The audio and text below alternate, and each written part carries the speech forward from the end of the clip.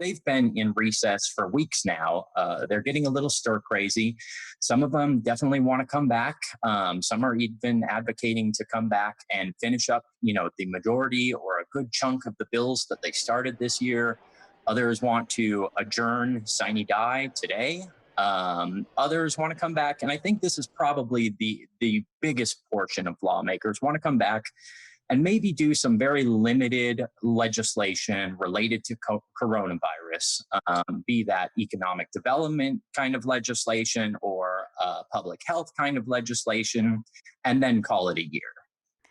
I've got to ask about party politics because the governor spoke this week, and he is known for being the business governor who can work across party lines. But now you have conservative Republicans who are upset he's not opening up the state sooner. So is this causing a divide? Yeah, he came back, and I think a lot of them were really hoping that he would just reopen Arizona on May 1. He said maybe May 16th. And a lot of them were upset. They've been wanting to get this back going for a while now.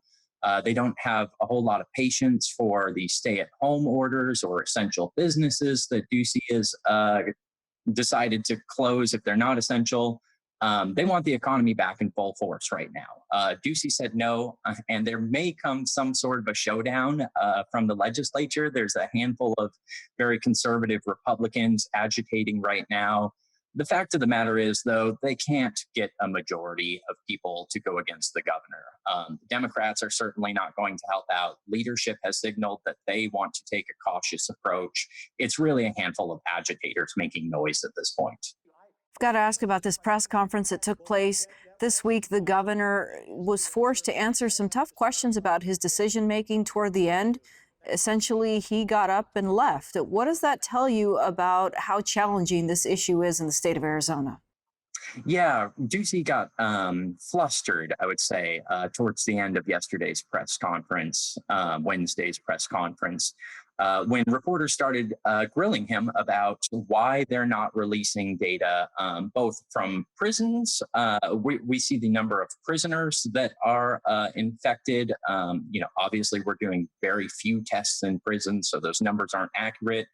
But he's not releasing prison guard information, prison employees, whether they're coming down with the virus.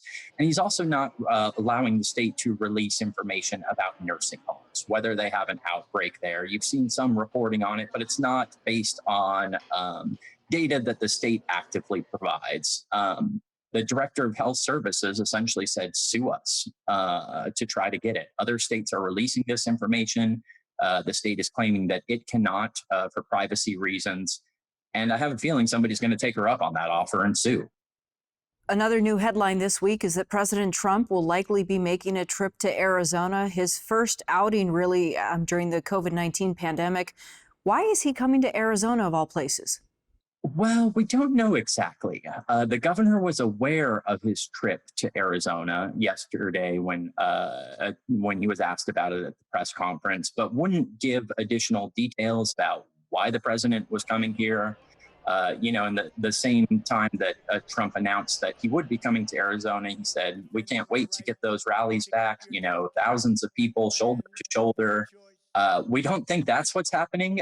There was a report in Politico this morning that says he may be coming to visit Honeywell, which has been manufacturing N95 medical face masks at a high rate. And so that seems like the most likely scenario. He'll do some sort of stump speech at Honeywell with some of the business executives. Probably not a rally, but the very idea of Trump coming here, I think, kind of emboldens some of his supporters who have been calling for, lifting the restrictions on the economy, and just kind of sets that tone. We've seen protests, rolling protests at the state capitol from a handful of people, a couple hundred people, who are really upset that Ducey has not opened the economy yet. And Trump has been throwing fuel on that fire while he kind of sways back and forth between we're doing the responsible things and I have the ultimate authority to reopen states and they need to reopen now. So as usual, Trump's sending mixed messages, and it's all going to come back to Arizona pretty soon here. All right, Hank Stevenson from the Yellow Sheet Report. Thanks for your analysis. Thanks, Lorraine.